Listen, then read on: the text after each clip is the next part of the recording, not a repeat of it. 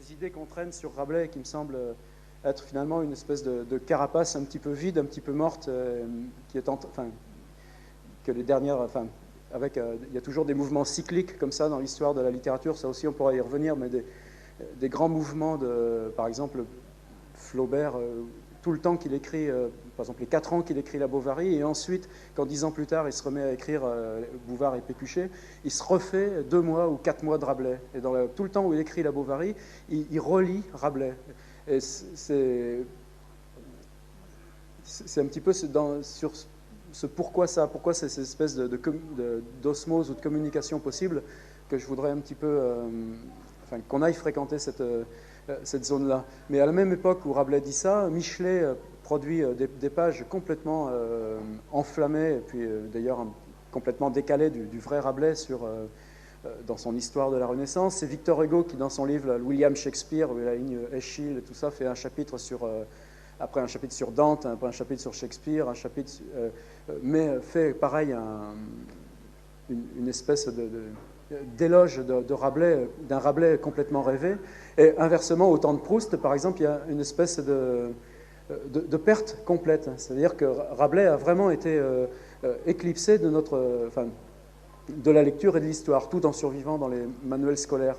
Et il semble que dans les années 70, il y a eu comme ça un mouvement d'ailleurs qui correspond à chaque fois, c'est assez bizarre, au mouvement de mutation de la langue. Comme si, à mesure que la langue, dans son travail, a des périodes comme ça de nœuds ou d'accélération ou d'éclat, venait à chaque fois se reconfronter à ses sources. Et à chaque fois qu'il y avait ce mouvement comme ça d'aller se relire soi-même dans son propre mouvement d'émergence, eh bien, c'était sur celui-ci qu'on tombait. Et ça aussi, pour moi, ce serait un petit peu une des idées centrales à aller, sinon explorer, du moins à garder très près de soi quand on parle de Rabelais. Et donc, dans les années 70, un moment où, c'était des périodes de change telles quelles, etc., où sont venus comme ça toute une floraison de livres qui après 50 ans d'études uniquement basées sur les contenus de Rabelais, ce à quoi il faisait allusion, les références bibliques, etc., sont venus poser le statut de la langue et dire, mais pourquoi, si ce truc-là a survécu, est-ce que c'est seulement le contenu ou est-ce que c'est l'écriture? Je pense au livre en particulier de Jean Paris qui s'appelait Rabelais au futur. Et ça aussi, ensuite, c'est un petit peu retombé. C'est-à-dire qu'on a traîné, là, par exemple, il y a 3 ans encore, c'est un petit peu des prologues décousus, tout ça, mais c'est pour vous situer un petit peu l'ambiance. Je ne pense pas qu'il y ait un Rabelais, qu'il y ait une figure comme ça, hors de la perception qu'on peut en avoir à un instant donné, et justement le rapport qu'on entretient soi-même à ce temps, quels enjeux, qu'est-ce qu'on lui demande. Il y a 3 ans encore, on disposait comme édition du Pléiade d'un monsieur qui s'appelait Boulanger. Enfin, c'est un Pléiade qui datait d'avant la guerre de 39-45, ce qui n'est pas d'ailleurs un critère négatif en soi. Mais il y a un petit passage de Rabelais qui s'appelle « Saigny, Johan, fou de Paris ». C'est la rencontre dans le tiers-livre où... une espèce de fable sur le pont du Châtelet qui est magnifique parce qu'on voit se positionner tout le petit peuple des rues. Et c'est le fou qui tranche, c'est le fou qui est accepté dans la population, parmi tout le monde, qui va trancher un différend entre un commerçant donc ce commerçant qui a une rôtisserie, et puis un porteur d'eau qui avait eu l'audace d'aller mettre son pain dans la fumée de la rôtisserie avant de le manger, et trouvait son pain ainsi parfumé, grandement savoureux. Quoi, Dominique? Si tu me dis non, d'accord, mais ça ne me gêne pas. Non, mais je croyais que c'est moi que tu... Et donc, c'est cette fameuse fable où donc il y a altercation entre le commerçant qui demande un paiement au faquin pour avoir mis son pain dans la fumée, et le fou prend l'argent du faquin, au grand désespoir du faquin, etc. Il sonne la pièce de monnaie sur sa main, il regarde si elle est de poids, il la porte sur l'épaule gauche, il la regarde pour voir si elle est vraie, et finalement il la fait sonner, je ne sais plus sur quoi, sur l'ouvroir du rôtisseur justement, et il lui dit que le conte est bon, puisque le faquin qui avait mangé son pain à la fumée du roux a payé le rôtisseur au son de son argent. Bon, c'est une fable ultra connue. Elle fait un feuillet et demi dans notre langage typographique, c'est-à-dire une page Pléiade, et dans le Pléiade, il y avait 23 ponctuations différées. Je ne compte même pas, par exemple, à l'époque, il y avait les 2 points qui étaient remplacés par qu'on a remplacés par des points-virgules, mais les ponctuations mises à un autre endroit de la phrase, ou supprimées ou ajoutées. L'édition scientifique qu'on avait, qui était chez Droz à Genève, comptait pour le même passage 25 ponctuations changées, modifiées ou différées.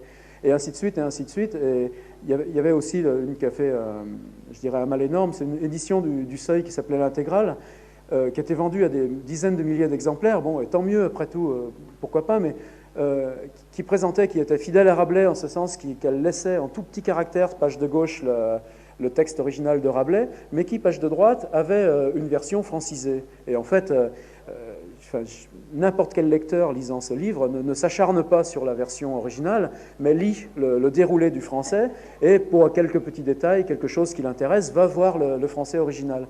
Or, c'est une édition dans laquelle une phrase comme du coscosson dans un bourrabaquin devenait du couscous dans une marmite.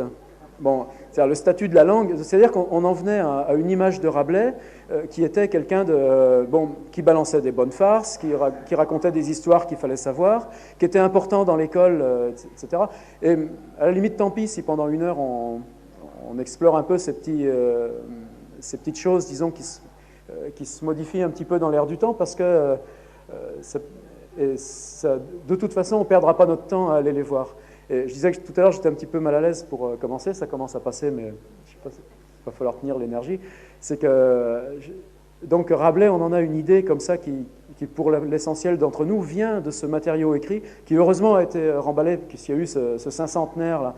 Mais il y a 10 ans, il y a déjà eu le 500-centenaire de Rabelais, en fait. Donc tous les 10 ans, ces gens de l'université, puisqu'on ne sait pas sa date de naissance, bon, après tout, après tout, tant mieux, mais enfin, j'avais déjà eu un 500-centenaire 10 ans plus tôt, avec les mêmes colloques, les mêmes personnes et tout ça, ce qui était un petit peu comique, mais ça a au moins permis de renouveler un peu l'ensemble du parc éditorial, c'est-à-dire qu'il y a eu un nouveau Folio, un nouveau Garnier-Flammarion, et que tous maintenant se sont un petit peu alignés sur disons, sur le rythme, le premier rythme de Rabelais. Donc, je ne parle pas là d'un point de vue qui est personnel, mais vraiment de choses qui sont en train de changer, et tant mieux dans la petite surface. Et en même temps, je suis donc habitué à le lire plutôt qu'en parler, et à en parler uniquement à partir d'une expérience de lecture. Et là, on va faire ce soir ici à 23h qu'on va lire du Rabelais avec Casper Toeplitz qui est au fond là, qui est compositeur et donc qui fera tout un voyage musical à travers ça. Mais je ne suis pas à l'aise non plus d'être séparé de ma camelote. Et ce n'est pas non plus quelque chose de secondaire, parce que je pense un des paramètres qui a le plus changé dans notre approche ou notre image de Rabelais, c'est tout simplement l'histoire même de la lecture. Par exemple, il y a quelque chose qui n'a rien à voir avec Rabelais, mais quand vous lisez le Contre Sainte-Beuve de Proust, il a fait à la fin de sa vie un article sur Baudelaire, qui lui, dans l'ancienne édition Pléiade, faisait environ 40 pages, ce qui fait quelque chose quand même d'assez en tout petit caractère, très serré. Merci la mouche. Et dans ces... bon, je ne suis pas habitué à ça. Dans ces 40 pages de Proust, il n'arrête pas de citer, donc évidemment, énormément Baudelaire, mais de resituer Baudelaire dans le mouvement du vers français. Et de le situer, par exemple, par rapport à l'expérience de Victor Hugo. Là où Victor Hugo explore un monde tout entier, Baudelaire, est-ce qu'il essaye de reconnaître ce qui restait à faire que pour un espèce de combat de la langue, et décidant de se frayer un passage uniquement sur cette espèce de ligne de crête. Donc pour positionner Baudelaire par rapport à l'ensemble de Victor Hugo, il cite aussi beaucoup de Victor Hugo. Pour situer aussi Victor Hugo dans son rapport personnel à la folie, c'est-à-dire sa fille je crois qu'il avait un frère qui est mort en hospice psychiatrique, il avait une fille qui s'est noyée, etc. Donc tout un environnement de mort et de folie. Et de faire l'association de ça et de l'excès interne au vers de Hugo, il positionne Hugo par rapport à Lamartine et à Musset.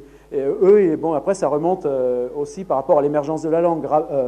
Baudelaire par rapport à Agrippa d'Aubigné, par rapport à Racine, etc. Donc il y a une infinité, une infinité qui est sans doute dénombrable, mais de citations, etc. Et tout à la fin des 40 pages, il y a ce petit mot qui est génial. Je m'excuse de devoir, si mes citations sont inexactes, je suis sur un lit d'hôpital et j'ai cité de mémoire. Et nous, ce rapport-là à la langue, on l'a perdu. Or, au temps de Rabelais, c'était encore... et ça, ces expériences-là, on pourrait les multiplier. C'est-à-dire, nous, on dit...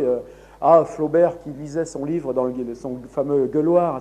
Mais c'est un rapport disons, qui a vraiment cessé, je pense, uniquement dans le temps de l'industrie de masse du livre, dont finalement ce que nous, on est en train de faire dans la petite salle à côté, est un espèce d'appendice un petit peu extrémiste, voire ou caricatural, mais c'est bien donc qu'on fasse aussi le contraire. Par exemple, je pense à Baudelaire, des témoignages d'amis de Baudelaire, Champfleury ou Asselineau, qui disaient, dans les livres qu'ils ont fait sur Baudelaire, qui disent « Quand on le voyait arriver de très loin, on se débrouillait à changer de trottoir parce qu'on savait qu'il allait nous réciter. » C'est-à-dire que Baudelaire sortait un papier de sa poche, mais il ne faisait pas comme nous dans nos ateliers en disant « Prends le papier, tu liras ça et tu me diras ce que tu en penses demain. » Baudelaire lisait, récitait. Et donc il y a toute une éducation, par exemple, de l'oreille interne qui, elle, est millénaire. Si vous resituez ça, par exemple, par rapport à Homère, je sais que quelque part dans la salle, il y a des gens plus férus de grécité que moi. Je ne sais pas où elle est, mais ça ne fait rien. Mais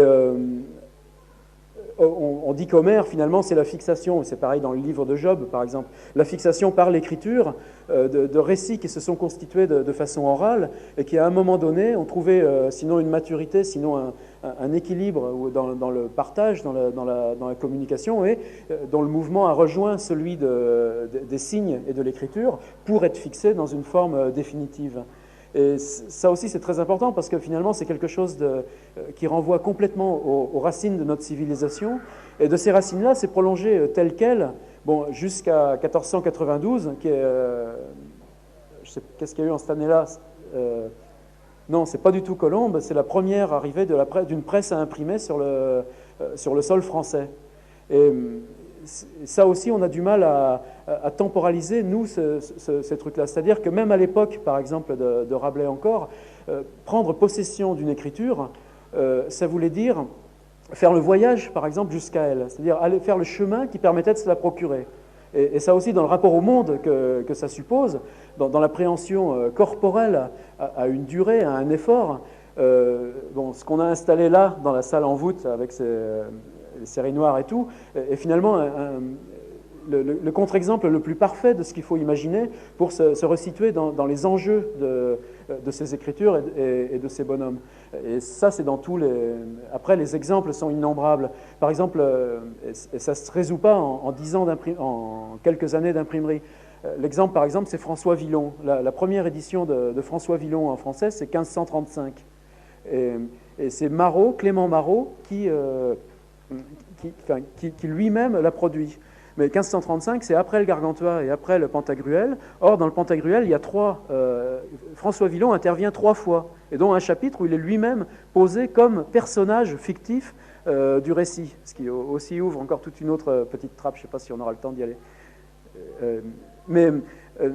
Ça voulait dire qu'avant même qu'il y ait ce livre de François Villon, même quelqu'un comme Rabelais, qui était né donc en Touraine, qui avait été prêtre moine en Vendée, vous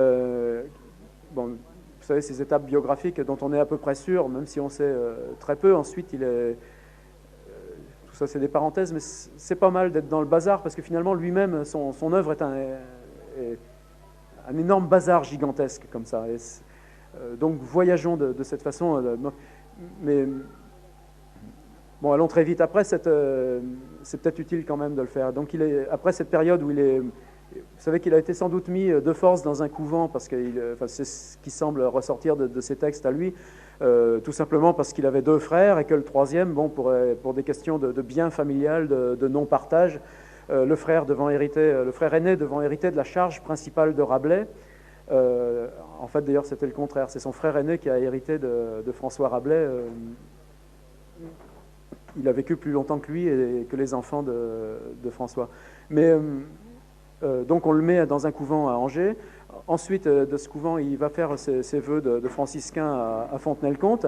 Et à Fontenay-le-Comte, il y a cette espèce de révolution, là, c'est donc dans les années 20-24, où nous aussi, l'image qu'on a, c'est que d'hommes qui tout d'un coup découvrent ce qu'on appelle la Renaissance, c'est-à-dire l'humanisme, c'est-à-dire que tout d'un coup, ils découvriraient Budé, Erasme, c'est-à-dire tout un savoir où on nous a longtemps dit, tout d'un coup, c'est une sorte de lumière qui vient sur le Moyen-Âge et qui résout la grande noirceur du Moyen-Âge par une espèce de monde où tout va mieux, ou en tout cas dans la compréhension, dans l'acceptation de l'autre, tout va mieux. En fait, pour moi, c'est une phase qui, autant le travail avec Duby, etc., a été, globalement, ces 20 dernières années, on a fait un énorme travail sur le Moyen-Âge. Globalement, le travail sur la Renaissance reste à faire. C'est-à-dire, on sait maintenant que c'est beaucoup plus complexe, mais bon, puis là, je vais enchaîner des exemples là-dessus, mais ça me paraît aussi quelque chose d'extrêmement important à se mettre comme clou dans le crâne. C'est-à-dire que nous, par exemple, quand on nous présente Rabelais, on nous présente toujours Budé et Erasme, c'est des noms qu'on a. Il a écrit à des messieurs qui avaient du savoir, il a eu des belles lettres, etc. Ils pensaient beaucoup, ils ont appris le grec, ça a eu une importance énorme pour eux. La preuve, c'est que dans son couvent, on l'a mis au cachot, on leur a supprimé leurs livres, et ça a été le saut biographique fondamental de Rabelais, c'est que moi, je suis issu de Vendée, où il y a une abbaye, bon, évidemment, qui a été démolie, parce qu'elle a servi de carrière de pierre, elle n'est pas si belle que celle-là, l'abbaye de Maillezais, mais quand on vous fait visiter les restes, il y a une brave étudiante qui emmène les guides de touristes et qui leur montre le cachot où a été Rabelais. Or, probablement, Rabelais n'a jamais dormi une seule nuit à l'abbaye de Maillezais, parce qu'il avait été pris par l'évêque Geoffroy d'Estissac, comme avec fonction officielle de précepteur de ses enfants. En fait, dans le conflit qu'il a opposé à la hiérarchie catholique de l'époque, ce grand seigneur qui était Geoffroy d'Estissac, qui avait aussi une l'abbaye de Ligugé à Poitiers, l'a extirpé de là et l'a mis dans une position complètement séculière, lui a permis de suivre des études de droit, d'aller visiter Paris, d'entamer des études de médecine.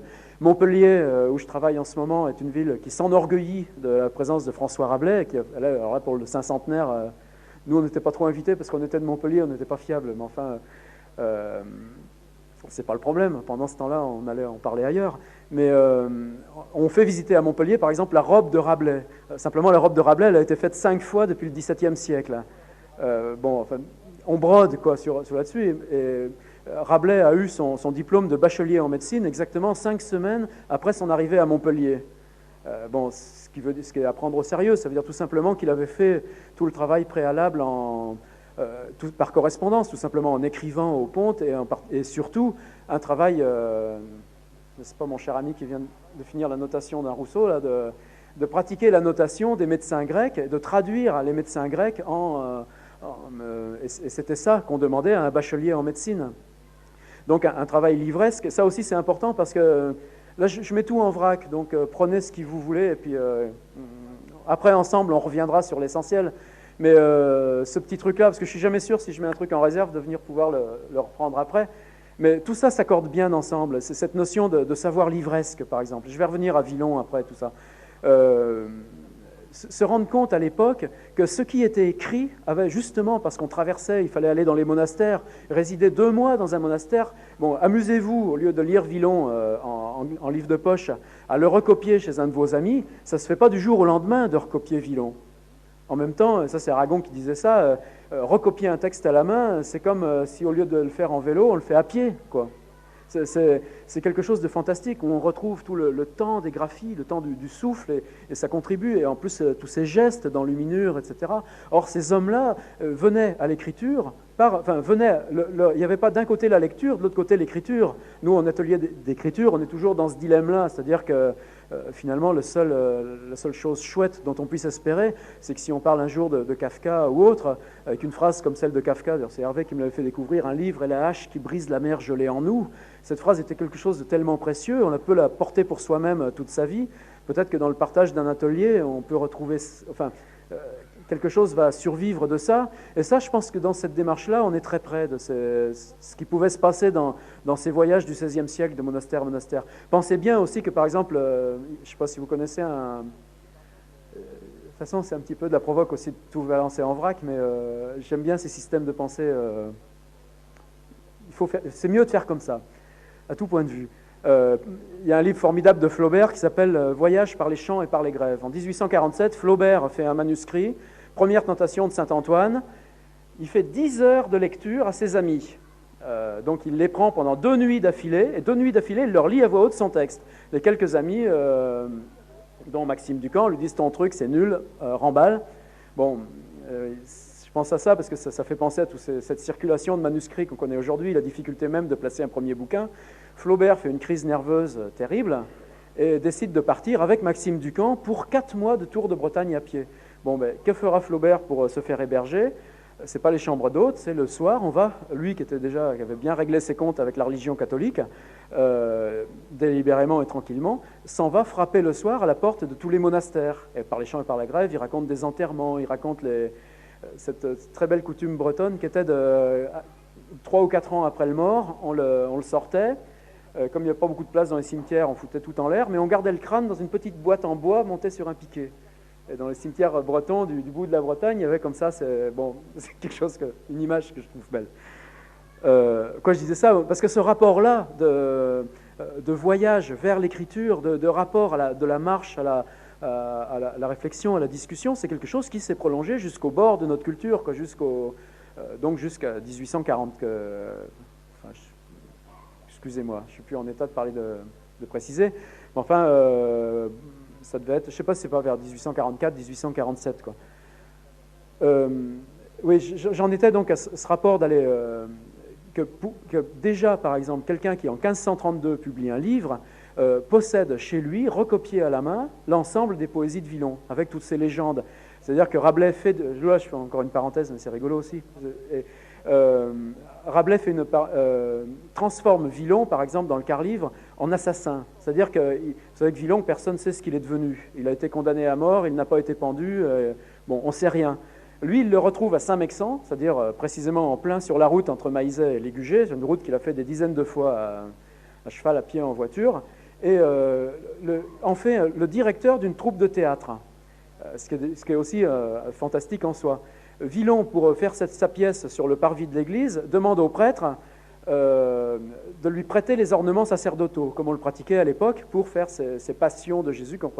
L'évêque du coin lui refuse les ornements en question, et Villon, pour se venger, transpose son théâtre sur la route, ce qui est aussi pour moi une image vachement belle, quoi. C'est-à-dire qu'ils vont transférer leur pièce de théâtre sur la route elle-même, vraiment ils vont la jouer pour de vrai, pile au moment précisément où ils savent que l'évêque va revenir de Saint-Mexan, enfin revenir je sais plus, de Ligugé ou autre, et au moment où l'évêque passe, tout le monde se met à faire le diable, et l'évêque en sort étripé. Quand le cheval arrive à l'abbaye de Saint-Mexan, il ne reste plus qu'un pied avec un peu de chair qui... Bon, voilà ce que Rabelais fait de Villon dans le quart-livre, mais dans le Pantagruel, il a déjà fait de Villon un type qui va aux enfers et qui pisse dans le baquet de moutarde des rois qui sont condamnés à être vendeurs de moutarde. Mais c'est rigolo en même temps parce que ça aussi, ça existe. Ça veut dire que nous aussi, par exemple, voilà pourquoi je mets aussi cette parenthèse dans cette question du livre et de l'auteur, de ce que c'est que ce savoir livresque auquel je vais revenir. Et ça aussi, bizarrement, ça renvoie à notre univers des ateliers d'écriture. Nous, aujourd'hui, il y a le nom de l'auteur, et puis après tout, peu importe la smoule qu'il y a dedans. C'est-à-dire, bon, il y a Bergogneau, bon, on lit du Bergogneau, et on demande, bon, est-ce qu'il faut le prendre depuis le début, quel c'est son dernier, etc.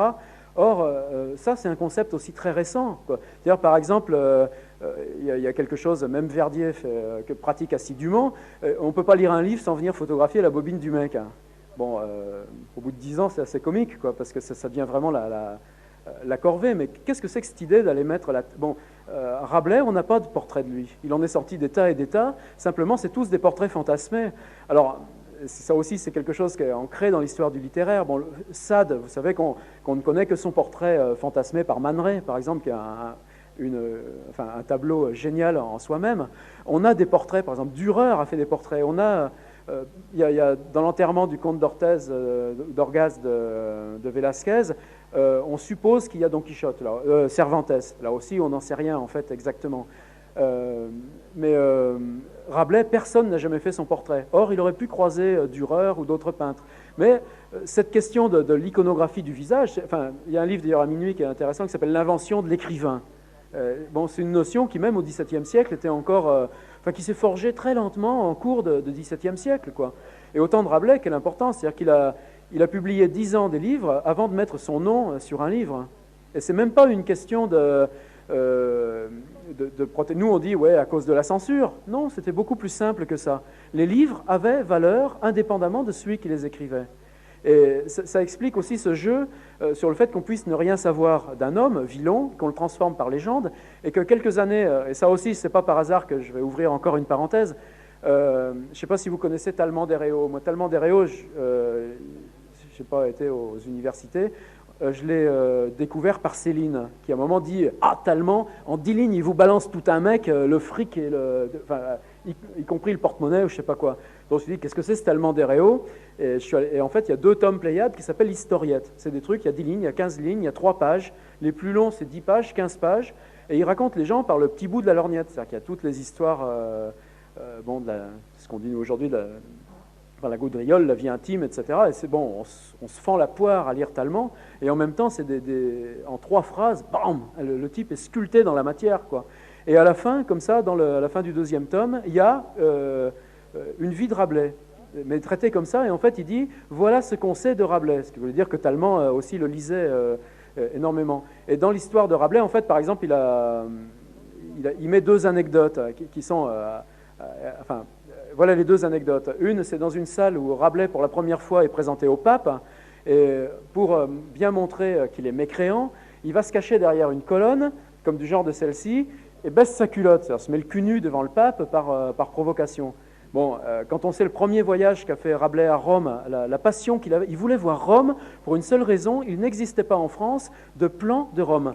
Donc il arrive à Rome, il monte sur le Testaccio, je ne sais pas si vous connaissez, c'est une espèce d'usine d'amphore qu'il y a là, près des abattoirs, qui est fantastique parce que c'est un lieu un peu qui est resté tel quel depuis l'Antiquité, un lieu stérile, il y a juste un figuier là, et quelque temps il poussait pas mal de seringues aussi, et maintenant c'est fermé, mais c'est un lieu où Cervantes aussi est monté à son arrivée sur Rome pour voir Rome. Et moi la première fois où je suis allé sur le Testaccio, mais Rabelais monte sur le Testaccio, après avoir fait tout un voyage depuis Lyon, tout simplement, et rencontre là un gars qui était en train de réviser des épreuves, et qui lui dit, voilà, parce que je suis en train de terminer un livre avec le plan de Rome. Donc il avait fait son voyage pour rien, et en même temps, c'est lui qui a ensuite traduit et imprimé le livre de ce gars-là, dont je ne me rappelle plus le nom tout de suite, à Lyon, à son retour. Et la deuxième raison du voyage de Rabelais à Rome, il avait quitté donc le couvent, il était en situation complètement irrégulière. Et il n'était pas marié, mais il avait déjà 3 enfants, dont un, le nom va me revenir aussi, un dont on sait qu'il est mort à peu près à cette époque-là. Et c'est tout ce qu'on sait des enfants de Rabelais. On peut supposer que les 3 enfants sont morts, puisque le frère de Rabelais a été nommé son héritier, mais on a la trace de cet enfant qui est mort ces années-là. Et ce qui aussi modifie un petit peu l'image de Rabelais de savoir ça. Et tout simplement, il voulait obtenir des papiers officiels, et il fallait remonter au Vatican pour avoir ça, validant sa position séculière et l'autorisant à avoir des enfants, à donner son nom à ses gosses. Bon, dans ces conditions-là, l'histoire de Talleyrand d'Héréo est uniquement cocasse. L'autre est encore plus cocasse, il en fait en fait l'inventeur de l'autostop. Il dit, on raconte que Rabelais, dans une auberge à Lyon, n'ayant pas d'argent pour revenir à Paris, ou faire le voyage de Paris, demande à l'aubergiste des lettres où il écrit « Poison pour le roi, poison pour la reine », met dessus une petite poudre et cachette comme vous savez que les lettres à l'époque, c'était simplement il n'y avait pas d'enveloppe, c'est on ferme un truc, on le cachette à la cire. Et évidemment, l'hôtelier convoque la police, le PAF de l'époque, lesquels embarquent Rabelais et l'emmènent illico au roi. Et là, devant le roi, Rabelais dit « Ah, c'était une bonne blague, je me fais transporter gratuitement. » Bon... en imaginant qu'un hôtelier ait pu savoir lire à l'époque, bon, mais j'aime bien dire ça parce que ça montre comment, dès 50 ans après la mort de Rabelais, on ne savait sa biographie n'existait pas, et par contre, le fantasme sur la biographie d'un homme qui devait répondre à l'image de ses livres, elle avait été délibérément construite. C'est-à-dire que là, mon copain Bobillet, c'est bien que tu écoutes, Bob. Hein? En fait, il m'a dit, on fait un truc sur le vin, il faudrait que tu viennes parler de Rabelais du vin. J'ai dit, écoute, et en fait, la lettre de Rabelais, qui est pour moi un truc qui est le plus chouette, le plus émouvant, peut-être de toute l'œuvre de Rabelais, c'est la dernière lettre qu'on connaisse de lui. Il est en exil, c'est 3 ans avant, c'est au moment du quart-livre, c'est 3 ans avant sa mort, avant l'édition 1, avant l'édition donc du quart-livre. Il est en exil à Metz parce que Metz à l'époque dépend de l'Empire germanique, donc on passe la frontière et on est à l'abri. Et il exerce la profession de médecin, là. Il se remet à faire médecin, et il envoie une lettre, non pas à Du Bellay, mais à, je ne sais plus quel, à Audet, je sais plus quoi,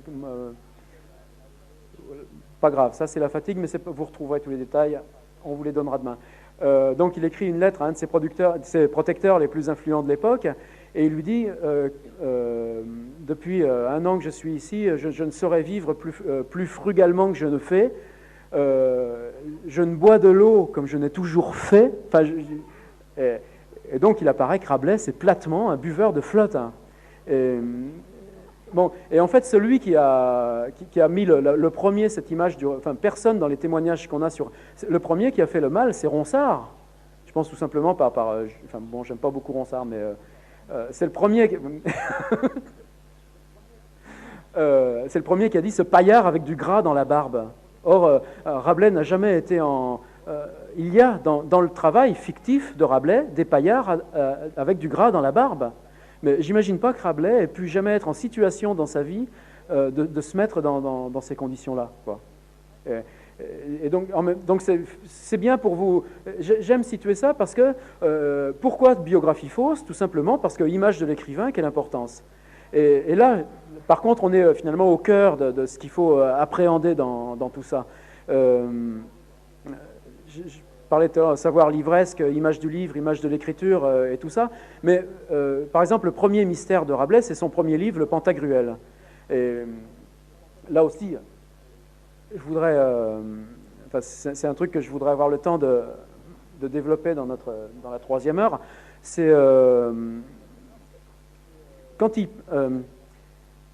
il y a une nouvelle édition Pléiade qui vient de sortir là, des œuvres complètes de Rabelais, et c'est une grammairienne qui l'a faite qui s'appelle Mireille Huchon.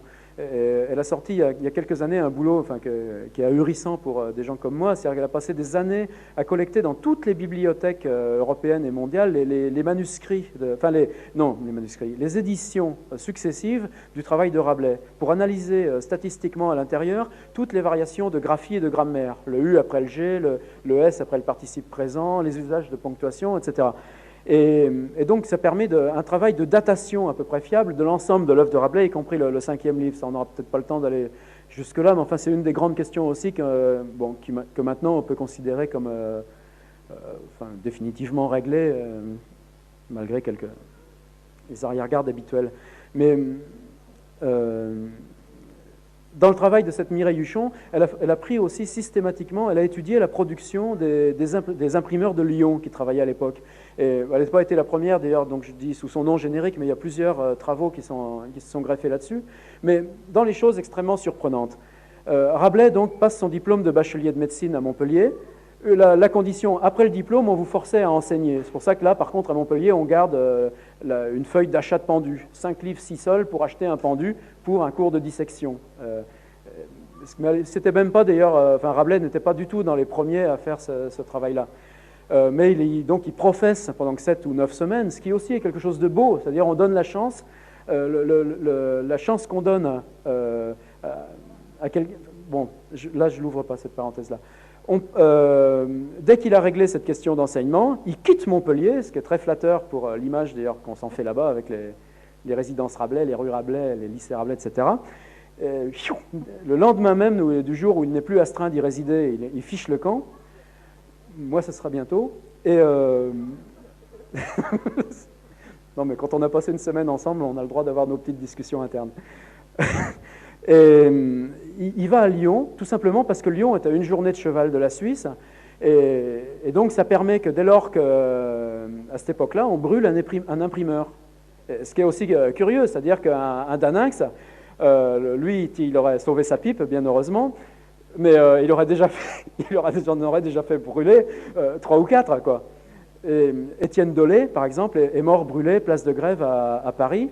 le secrétaire particulier de Joachim du Bellay, qui était une sorte de Jean du Bellay, l'oncle de Joachim, qui était une sorte de ministre des Affaires étrangères de François Ier, a été son secrétaire particulier, c'est-à-dire la même fonction que Rabelais, la même proximité que Rabelais, a été brûlée, alors heureusement Rabelais avait carapaté à temps, mais les imprimeries étaient à Lyon, tout simplement pour ça. Bon, évidemment, elles étaient fabriquées aussi, les premières étaient à Venise, fabriquées à Tübingen, etc. Donc il y avait toutes ces conditions matérielles.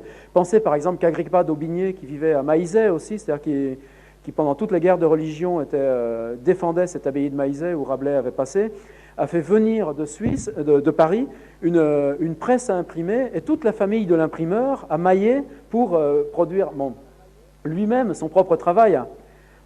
Donc là, Rank Xerox, on ne fait pas une première en fait. L'imprimerie installée à Maillé par Daubigné pour ses propres œuvres, ça valait largement la Rank Xerox pour 15 jours ici, ce qui est chouette à vivre d'une certaine façon. Oui, donc Rabelais arrive à Lyon, et tout simplement parce qu'il a un travail d'édition à faire. Et cet imprimeur s'appelle Claude Noury, et finalement, je ne pensais pas parler de tout ça, mais peut-être là, c'est peut-être en osmose quand même avec ce qu'on fait autour de notre petite feuille de chou. C'est comme ça que ça s'appelle. Ça ne le fait pas sourire. Non, ce qui est merveilleux là-dedans, c'est ce qui se greffe autour de l'imprimerie. C'est-à-dire que l'imprimerie de Claude Noury fait des utilités, des pronostications, fait des almanachs, c'est-à-dire ces choses d'enseignement populaire. Notre copain Pierre Michon, là, par exemple, un jour on lui a demandé, mais comment toi, dans ta Creuse, quel a été ton premier accès à la poésie? Et Michon a répondu, parce que ma grand-mère, à 8 ans, me récitait du Victor Hugo par cœur, et parce qu'une fois, à 9 ans, j'ai lu une biographie de Rimbaud en une colonne dans l'Almanach Vermont. Bon, et Claude Noury, en 1530 à Lyon, c'était un petit peu cet esprit-là. Et donc, autour de cette imprimerie, c'est pour ça que j'en parle, se greffent des intellectuels qui mettent la main à la pâte, quoi. C'est-à-dire celui qui veut éditer son livre de médecine, il est là avec les correcteurs, avec les typos, il regarde les bois gravés, et le travail se fait ensemble. Et donc, ils mettent la main aussi au nerf de la guerre. Et l'imprimeur, c'est ça aussi qui est merveilleux, c'est que l'imprimeur Claude Noury, vous savez, vous avez tous Chrétien de Troyes, les romans de la Table Ronde, Arthur, Lancelot du Lac, etc. Ça, c'est quelque chose qui a fait 300 ans de littérature et qui, en ce début du XVIe siècle, juste avant que ça se transforme dans, vous savez, la grande épopée des romans chevaleresques là, que Cervantes va renverser, donc je pense à Amadis de Gaulle, par exemple, qui est strictement contemporain de ce moment-là, il y avait ces chroniques gargantuines. Et ces chroniques, c'est le même imprimeur qui les fabriquait. C'est pour ça que je me sens complètement en osmose avec ça, avec nos recettes de cuisine. Tout.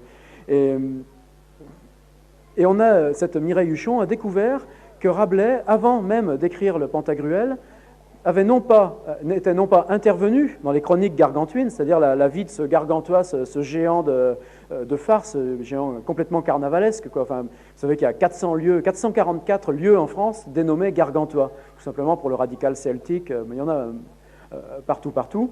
Et Rabelais, donc, intervient, et ça c'est par ses analyses de grammaire qu'il fait ça, il refait la mise en chapitre et les intitulés de chapitres lui-même de ces chroniques gargantuines, environ 7 à 8 mois avant de faire son Pantagruel. C'est-à-dire, c'est un des premiers mystères, c'est ça, c'est-à-dire que quelqu'un venu chez un imprimeur pour profiter de l'installation matérielle pour publier des livres de médecine, des plans de Rome, met la main à la pâte pour faire le livre alimentaire, et lui-même ensuite se met à en rédiger un. Dans l'arborification horizontale que tout ça peut avoir, une arborification, c'est par exemple cette idée Gargantua Pantagruel. Moi, je pense qu'un des plus grands crimes qu'on ait pu faire par exemple, on dit toujours œuvre complète de Rabelais. Œuvre complète, les premières, lui il est mort en 53, On a publié le 5e livre en 63, 10 ans après. Les premières œuvres complètes de Rabelais, c'est-à-dire qui se présentaient comme telles avec le nom, c'est vers 88-90, c'est au temps de Montaigne, au bord du XVIIe siècle déjà. Et c'est seulement à ce moment-là, dans cette, disons, cette simplicité de l'époque, qu'on dit, bon, ben Gargantua, c'est l'histoire du père de Pantagruel, donc on met Gargantua le premier.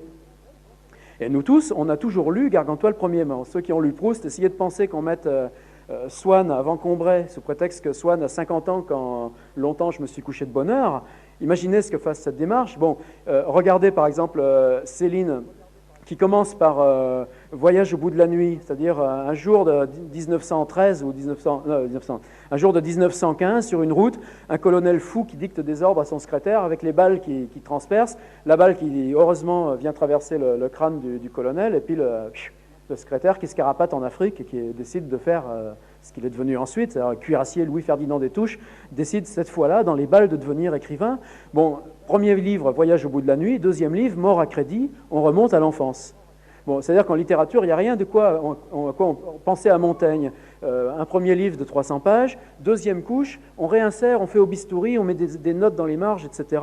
Et on trouve la cave sous ce livre. On remonte toujours en amont. Qu'est-ce que c'est ce titre de char là, Retour à Mont. Bon, c'est quelque chose pour moi d'essentiel, tout simplement au mouvement qu'on fait soi-même quand on va vers l'écriture. Bon, ça évidemment au XVIIe, ça comptait pas, et donc on a toujours continué à mettre Rabelais, Gargantua après Pantagruel. Or, ce qui est magnifique dans le Pantagruel, c'est que c'est un livre qui s'invente au fur et à mesure. En plus, il y a une autre complexité là-dedans qui est formidable pour nous, ceux qui aiment la géologie avec les strates de terrain. C'est qu'apparemment, c'est un livre où il y avait une farce traditionnelle, écrite avec apparemment des matériaux aussi collectés par Rabelais dans sa vie étudiante, des farces très traditionnelles, parce que les farces de Panurge sur le pavé de Paris, c'est que des trucs dont on a la trace ailleurs dans le corpus des histoires étudiantes. Il n'a rien inventé. Les histoires de moines, bon, le moine qui, au moment de l'élévation de la messe, fait ce mouvement-là, et il y a un bon rigolo qui lui a attrapé, qui lui a mis une ficelle au bord de la soutane, et comme il se retourne, bon, vous imaginez, bon, mais ça, évidemment, ça fait rire dans Rabelais, mais ce n'est pas Rabelais qui l'a inventé, ça fait partie du patrimoine franciscain, contrairement d'ailleurs aux Rabelais qui ont inventé un petit peu les années 1920 avec une tradition qui s'est prolongée jusque dans les philosophes marxistes, Henri Fèvre, etc. Bon, il n'existe pas non plus ce Rabelais anticlérical, c'est beaucoup plus complexe que ça. Je vais commencer à réorganiser mes parenthèses et puis j'aurai fini mon introduction. Quand on... là, je ne sais plus de quoi je parlais. Oui, donc ce Pantagruel, apparemment il y avait ce corpus qui devait faire à peu près 40-50 pages d'une suite de farces. Et c'est seulement, disons, en tranchant dans ce truc-là, par exemple, un exemple à la fin. Une farce aussi qui est complètement traditionnelle, vous savez que par exemple l'idée du corps, il n'y a rien de plus complexe à l'époque. Ça aussi, il y a plein de parenthèses d'ailleurs de trucs là qu'on pourrait resituer en quelques lignes.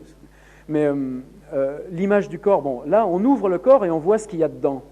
Et là aussi, par exemple, dans le Pléiade, là, tel que l'avait fait Boulanger, là, heureusement, donc un Pléiade caduc, mais il y a cette grande liste de carèmes prenants, qui est une liste formidable, parce qu'on a un géant, donc le géant du carême, et à mesure qu'on le décortique, il y a un chapitre pour les parties externes, des orteils, les couilles jusqu'au bout du nez, etc. L'autre chapitre, c'est les parties internes, l'estomac, les intestins, jusqu'à l'intelligence et à la raison. À chaque fois qu'on le décortique, pièce à pièce, en remontant comme ça, on fait une métaphore sur le monde actif. Je ne vais pas me mettre sur les plates-bandes au Bergogneau, mais on trouve des vielles, on trouve plein d'instruments de musique, on trouve des luttes. La métaphore musicale est constamment présente chez Rabelais, précisément au moment où c'est l'invention de la polyphonie. On trouve des outils, des tarières, et des noms qui justement viennent de... Bon, vous savez qu'à l'époque, par exemple le mot béret, c'est au coiffure Adrienne qui m'y fait penser, mais ça m'aide tout ça. Le mot béret n'existe pas en latin. Enfin, au XVIe siècle, on invente le béret. Invention qui va perdurer longtemps dans l'image française. Le latin ne dispose pas du mot. Le latin invente le mot beretus. Beretus est un mot du XVIe siècle latin, employé dans le latin. Bon, les mots, bon, dans Rabelais, il y a les mots inventés, bon, catastrophe, turbine, architecte, etc. Mais il y a plein de mots forgés. Et pour un mot dont on se souvient, misanthrope, il y a un mot, par exemple, un mot comme agélaste, celui qui aime à rire, qu'on a laissé tomber derrière nous, on s'en sert plus, quoi. Donc il y a il y avait des tentatives néologiques, mais ce qui est fascinant aussi dans Rabelais, je me perds, mais tout ça va tellement ensemble que c'est pas grave. Je suis là-dessus et après je vais revenir à ces histoires de corps. Peut-être que une des difficultés principales qu'on a quand on découvre Rabelais, quand on le lit, au départ, c'est justement cette volonté de tout comprendre, et qui nous appartient à nous. Et quelque chose qui, pour moi, est lié, par exemple, à toutes ces éditions, même par exemple l'édition Livre de poche qui a été faite par quelqu'un qui s'appelle François Rigolo, quelqu'un que j'estime profondément, qui a fait un très beau bouquin sur Molière. Il est prof aux États-Unis. Bizarrement aussi, tous ceux qui ont voulu travailler dans les années 70 sur Rabelais, c'est Rigolo, Defoe, c'est Gérard Defoe, c'est pas Rigolo.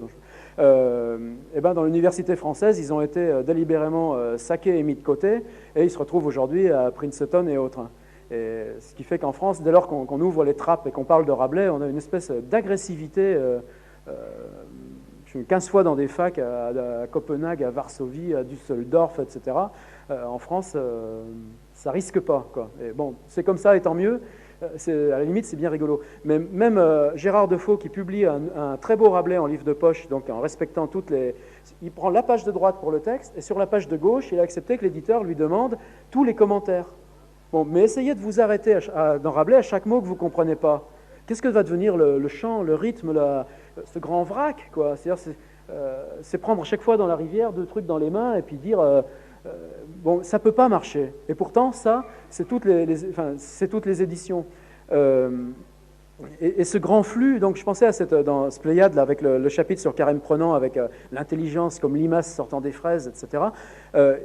Le trou du cul comme un miroir cristallin, il met une seule annotation, nous ne commenterons pas cette longue litanie.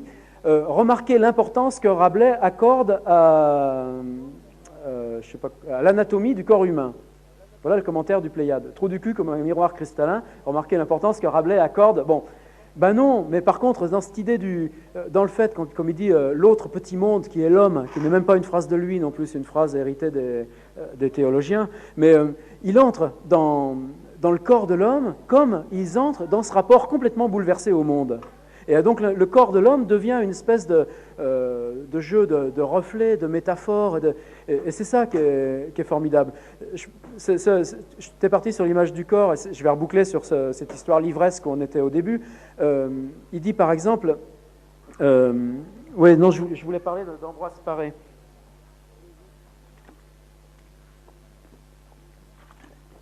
Ambroise Paré, donc, imaginez ce qu'on lui doit à Ambroise Paré. Vous savez que Cervantes, il est né dans une famille, son père était barbier, il a beaucoup erré, etc. À 18 ou 20 ans, mais il vit comme ça une dizaine d'années comme mercenaire. Et sa dernière année de mercenaire, c'est la bataille de Lépante. Je serais bien en peine de vous donner la date, ça doit être entre 20 et 25 par là. Bataille de Lépante, 75-80. Bataille de Lépante, 30 000 d'un côté, 30 000 de l'autre. Tout le monde sur des bateaux. Il en revient 3 jours après, 10 000 d'un côté, 10 000 de l'autre. C'est de l'arithmétique qui n'est pas très compliquée. Il en reste 40 000 au large de Chypre. Et c'est à peu près le seul témoignage dont on garde des 3 jours de la bataille de Lépante. Et Cervantes, par contre, lui, on a quelques allusions. Son frère était mercenaire, était comme lui, et son frère, on l'appelle pour venir assister son frère à son agonie, à l'agonie de son frère. Et, enfin, quelqu'un qui connaissait les deux, donc il revoit son frère mourant sur un bateau à la fin de la bataille de Lépante. Lui-même vient d'être amputé du bras gauche. Bon, voilà ce que Cervantes de 20 ans, il avait publié le Don Quichotte, la première partie du Don Quichotte à 56 ans. Voilà ce que 36 ans avant son livre, ce qui sera son livre, est la marque dans lui de l'expérience de vivre. Je pense que c'est des trucs qu'il faut se mettre en osmose pour aller respirer cette langue, quoi. Je parle ça à cause de simplement justement l'amputation de Cervantes. Une amputation, si vous prenez les livres de médecine de l'époque, ce n'est pas difficile. Il faut 6 personnes. Enfin, 5 qui tiennent, 1 qui scie. C'est tout con. Et à la fin, il y a un coup de gnôle pour le mec. Et bon, on n'en parle plus. Et la pratique, en plus de l'époque, c'était qu'on faisait chauffer une bonne lame au feu, et sur la plaie, on cautérisait. Suivant la couleur de la fumée, d'ailleurs, certains interprétaient les chances de survie. La couleur de la fumée. Il y a ça dans les livres de l'époque. Ambroise Paré, contemporain, strict contemporain de Rabelais, est le premier à refuser la cautérisation dans les champs de bataille dont il est responsable, et à introduire l'asepsie. Bon, imaginez le bond en avant que ça représente, ce qui se passe dans la tête d'un bonhomme pour faire ça. Dans des coins comme les Pentes, où je vous dis, on en balance 60 000 pour compter ce qui reste au bout. Bon, Ambroise Paré a laissé 14 tomes d'ouvrages, enfin, 14 volumes numérotés comme tels, dont un volume qui s'appelle Les Monstres. Une femme qui voit quelqu'un de très poilu pendant qu'elle est enceinte, et elle accouche justement d'un enfant tellement poilu que, bon, les enfants à 2 têtes, etc. Ambroise Paré fait littéralement le compte des monstres et explique pourquoi c'est comme ça, les moutons à 5 pattes, on dit que, etc. Dans Ambroise Paré, sur 14 tomes, par contre, je cite Lucien Febvre, un livre qui a été publié pour la première fois en 1948 et qui est toujours réédité, qui s'appelle L'incroyance au XVIe siècle, la religion de Rabelais. C'est en poche chez Albin, je vous invite. C'est vraiment un livre pour moi qui tient. Il a compté dans Ambroise Paré 3000 citations. Donc voilà, dans la tête d'un novateur, d'un grand novateur intellectuel, 3000 citations d'environ 400 auteurs antiques. Donc vous voyez ce rapport au savoir livresque. Dürer, par exemple, Dürer, qui dans sa passion du dessin et de l'exactitude en dessin, fait le voyage d'où il est en Allemagne, je ne sais plus où, jusqu'à Rome, uniquement parce qu'il sait que dans le zoo de Rome, il y a un rhinocéros, et qu'il voulait dessiner un rhinocéros avec exactitude. Il fait le voyage à pied, il revient. Eh bien, à l'époque, quand on ramène des animaux, quand on capture des animaux, c'est justement ce qu'on commençait à savoir faire en Égypte, etc., dans le désert de Libye, etc., on les ramène, eh bien, on les rajoute aux descriptions de Pline. Mais on ne dit pas ça doit être l'animal de Pline, ou on ne dit pas l'animal de Pline n'existe pas parce que voilà l'animal réel qu'on a trouvé. On dit il y a l'animal de Pline, mais il y a aussi celui-là. Le savoir du livre est toujours plus fort que le. Donc vous voyez, je me perds à mesure dans ces trucs-là, mais en fait, en se mettant là-dedans, l'image qu'on se fait petit à petit de ce que c'est qu'écrire, de ce que c'est que jouer avec des farces, c'est 7 heures qui sonne. Tu m'arrêteras, Bob, hein, quand tu sentiras qu'on roule. C'est un paysage pour moi qui est fondamental de poser, si on veut sentir cette espèce que sous cette farce, parce que toujours on rigole, toujours il y a cette fin du Pantagruel là, qui est extraordinaire, où c'est ça que je voulais commencer tout à l'heure. Il y a une figure qui était traditionnelle, donc c'est dans cette passion du corps, c'est pour ça que j'étais parti sur le corps, on descend à l'intérieur du corps, et donc Chérie, j'ai rétréci les gosses, c'est quelque chose qu'on jouait déjà dans la littérature de cette époque-là, et on a des tas de livres où on descend à l'intérieur du corps, et dans Pantagruel, dans le mythe donc, du géant, on enferme des travailleurs avec pelle et pioche dans des sphères de cuivre vissées. Rabelais décrit toute la mécanique. Pantagruel s'en injecte 6 ou 7, et après il les vomira, il se fera vomir pour les recracher. Quand les petites boules en cuivre sont dans l'estomac, les mecs sortent, dévissent, et avec les pelles et les pioches, il lui nettoie l'intérieur de l'estomac qui était encrassé, et c'est en faisant, c'est juste avant ce chapitre-là, qu'il y a un chapitre qui est complètement merveilleux, où Alcofribas, donc le narrateur du livre de Rabelais, et Alcofribas Nazier, c'est les lettres en désordre, Alcofribas Nazier, c'est la parfaite anagramme de François Rabelais. Le narrateur, donc Pantagruel, sort sa langue pour couvrir son armée et la protéger de la pluie, ce qu'on fera ce soir s'il y a un problème. Et Alcofribas, n'ayant pas de place, monte sur la langue et découvre d'abord dans les dents des villes. Ce qui est fondamental, ce que moi j'ai toujours déjà trouvé ça génial, c'est que les villes qu'il trouve, c'est la Touraine. C'est-à-dire, c'est ce qu'il trouve, c'est écrire du pays d'enfance, écrire les villes d'enfance. Il accède à l'écriture d'enfance et il quitte la fable, le grossissement de Pantagruel contre le loup-garou, à partir du moment où il a décidé que le narrateur rentrerait dans l'organe, dans le corps même de l'être, le monstre de papier qu'il a fabriqué. Parce que moi, ce qui m'a toujours paru une révolution, quelque chose de proprement génial. Et bon, et on rigole toujours parce qu'à bon, à mesure il trouvera des planteurs de choux, des tas de trucs, il y aura la peste, il y a des brigands, il gagnera sa vie à dormir, etc. Ça, c'est un vrai roman feuilleton, et ce soir, j'espère bien qu'on va se le faire. Il ressort, et quand il ressort, il y a ce dialogue Pantagruel qui demande d'où viens-tu, Alcofribas? De votre gorge, monsieur. Mais depuis quand y étais-tu? Depuis que vous alliez contre les Almirodes, dis-je. Contre les Almirodes, mais bon, il y a de cela 6 mois. Et que mangeais-tu? Que buvais-tu? Seigneur, des plus friands morceaux qui passaient par votre gorge, j'en prenais le barrage. Seigneur, de même vous, et des plus friands morceaux qui passaient dans votre gorge, j'en prenais le barrage. Voir, mais, dit Pantagruel, où chiais-tu? Dans votre gorge, monsieur. Donc même une invention textuelle radicale est renversée par le rire, et on peut prendre ça comme justement comme ce que c'est. Bon, seulement juste après, où chiais-tu? Dans votre gorge, monsieur. Juste après, de l'histoire des sphères de cuivre. Et là, on se dit, merde, voilà, qui nous ramène encore tout simplement parce qu'il a copié, enfin, il a pris cette idée des boules de cuivre, il a fait ses boules de cuivre dans Pantagruel, et ensuite, il a repris cette figure-là en y insérant tout simplement la posture de l'écriture, c'est-à-dire le narrateur lui-même qui rentre dans la petite sphère de cuivre, et on trouve le pays d'enfance. C'est là, moi, où ces arborifications sont géniales, parce que arborifié d'un côté, vous trouverez, quand on vous rabâche, par exemple, la garde Michard et tous les trucs, Pantagruel, livre maladroit et naïf. Ben non, atelier d'écriture.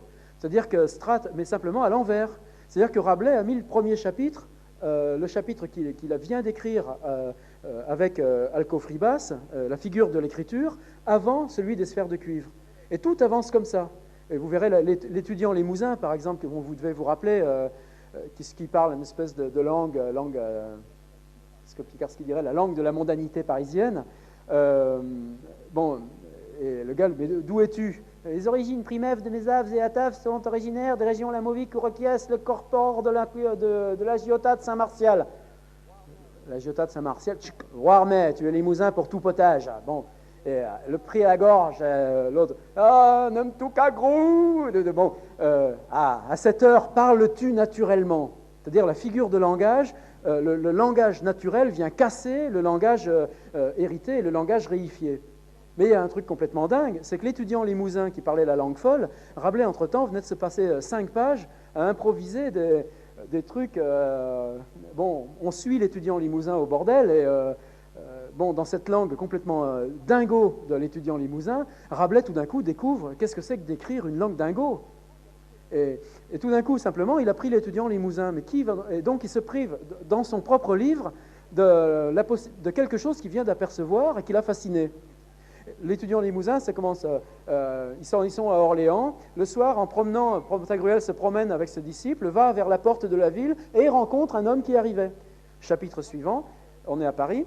Rabelais, Pantagruel se promenant le soir avec ses 2 visants, etc., va vers le pont de Montreuil et rencontre, et ce coup-là, c'est Panurge.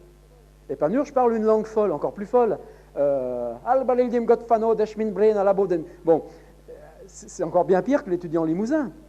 Mais lui, au contraire, ça y est, il fait partie du livre. Et les 2 chapitres, évidemment, coexistent. Donc, on répète cette figure, mais c'est ce mouvement d'avancée qui est génial.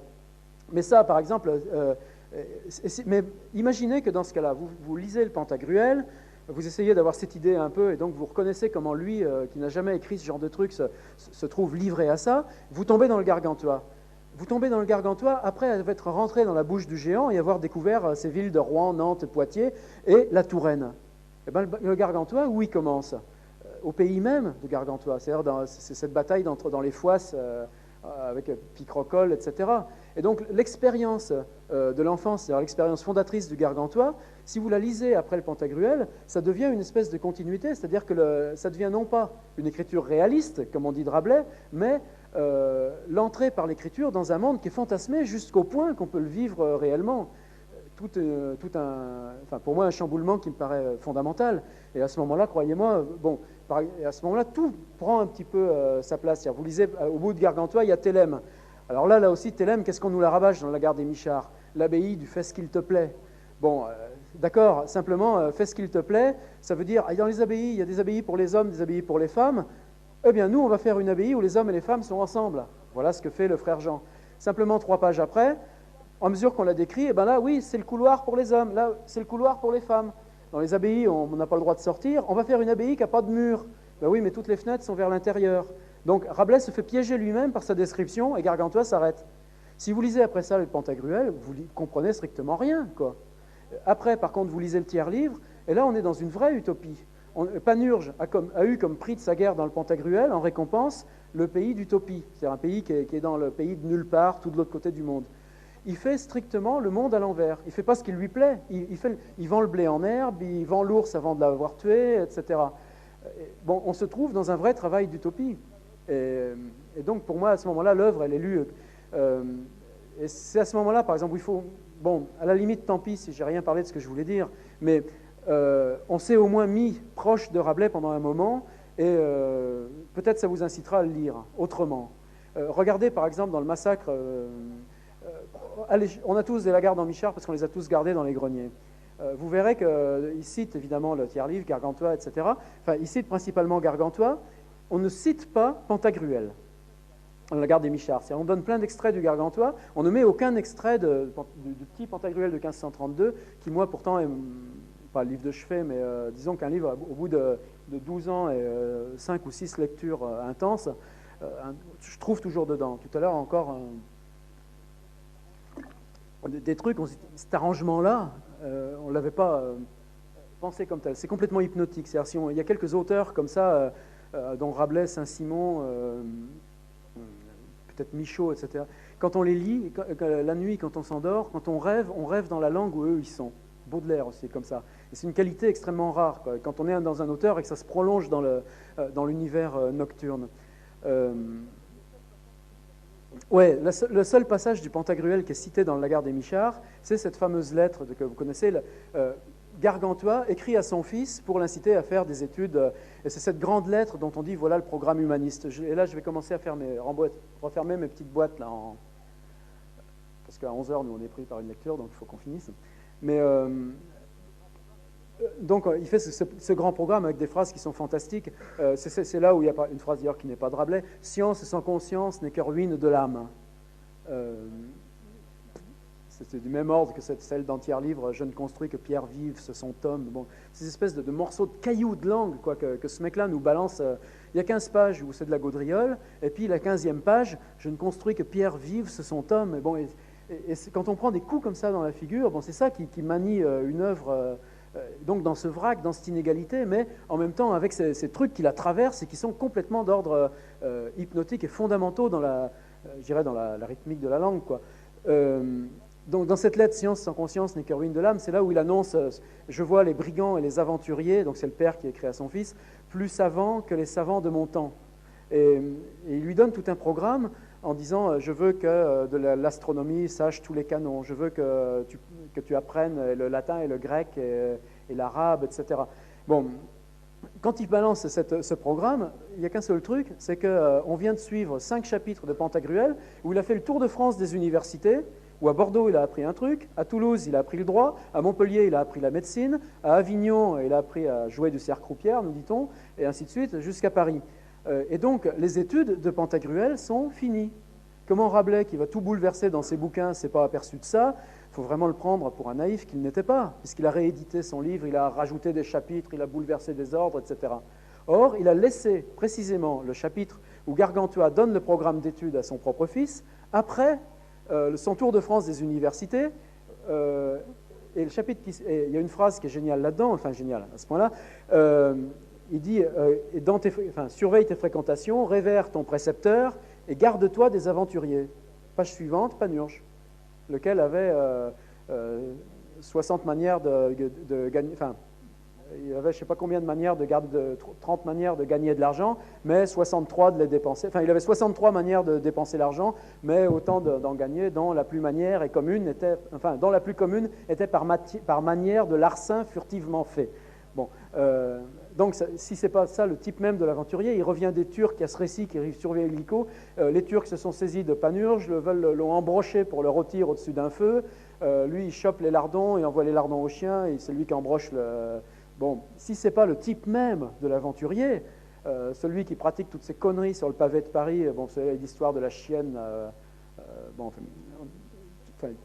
ensuite, mais précisément, le coup de force de Rabelais, c'est de dire, à la fin des études de Pantagruel, on met la lettre au père, la lettre du père, puis avec toutes les connotations que ça peut prendre pour nous dans ce genre de truc-là, et aussitôt on l'assassine, parce que précisément, on tue le père pour s'en aller dans l'aventure.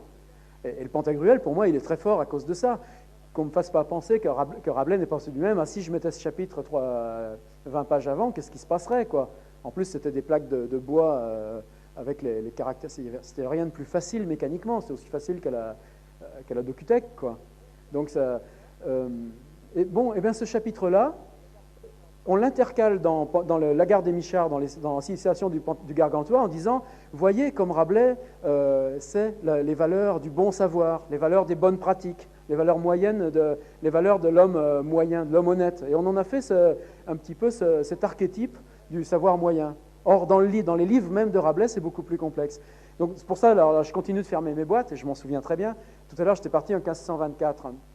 Par exemple, dans les guerres, dans ce Gargantua dont vous avez à peu près tous souvenir, vous savez qu'il y a eu longtemps on s'imagine toujours que les bouquins sont pertinents dans la mesure où ils marchent par phénomène d'allusion, et donc par exemple que la jument de Gargantua, ça devait être l'histoire de François Ier avec la comtesse de Montpensier, parce que s'il n'y avait pas une allusion à la clé, pourquoi ben non, la jument de Gargantua, on la trouve déjà dans les 4 fils Aymon, etc. C'est pas, mais quelle importance! Mais en tout cas, ça a été longtemps la seule base de la critique, en particulier universitaire de base, d'aller chercher toutes les allusions et de dire « Ah, si Rabelais a écrit ça, c'est parce que… » Enfin, ils font ça à tout le monde, c'est pas la… Eh bien, le « parce que », moi, me semble en trop. C'est quelque chose de beaucoup plus complexe. Alors donc, dans ce « parce que », on dit « Voyez, Rabelais défend le pouvoir royal parce qu'il y a Grand-Gousier qui est le méchant, enfin, Picrocole, pardon, excusez-moi, Picrocole qui est le méchant, qui vient envahir les terres de Grand-Gousier, et à la fin, le méchant est puni, toute l'équipée de Grand-Gousier tombe à l'eau. Et on dit, voyez, c'est Charles Quint contre François Ier. Donc Rabelais, qui a fréquenté Jean du Bellay, défend François Ier en publiant un livre qui valorise l'image du bon François Ier, défenseur de la Renaissance, contre le méchant Picrocole, qui est Bon, resituez ça un peu dans l'histoire. Bon, 1515, Marignan, on connaît. Simplement… le mot de Pavie, il est beaucoup moins flatté dans les manuels de classe français, nos manuels d'histoire. Pavie, c'est 3 ans après Marignan. François Ier, tout content, allez visiter le Louvre, vous verrez ce qu'il en a ramené. Bon, il y retourne pour la même raison. Entre-temps, il fait une connaissance plus agréable que la Marie-Thérèse d'Autriche à qui on l'a mariée. Et donc, les armées prennent le campement d'hiver, et lui se met à l'écart des armées, dans une petite villa italienne du XVIe siècle, et goûte toutes les richesses de la vie. Les armées vivent sur le terrain, ceux qui gagnent, ils se payent avec ce qu'ils trouvent, ceux qui perdent, c'est les razzias, les rapines. Un petit commando de mercenaires suisses rentre dans cette ville-là sans savoir qui ils trouve 2 mecs, on les prend, on fera la rançon. Ils les ramènent, et c'est seulement quand ils essayent de les revendre qu'ils s'aperçoivent que c'est le roi de France. Bon, je ne veux pas faire de sondage, mais enfin, Pavie, est-ce qui s'ensuit 1515 Marignan, mais Pavie, non, on le met aux oubliettes. Or,